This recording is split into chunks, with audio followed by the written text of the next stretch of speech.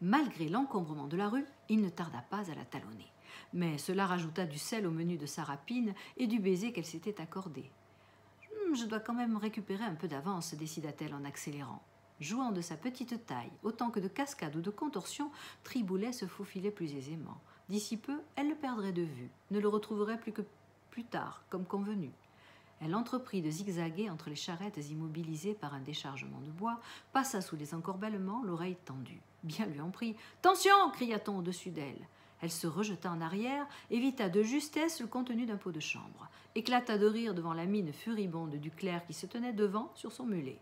N'appréciant ni d'avoir été douché, ni d'être l'objet de colibés, il l'enveloppa d'un regard furieux. Elle se contenta de lui tirer la langue avant d'inspecter les environs.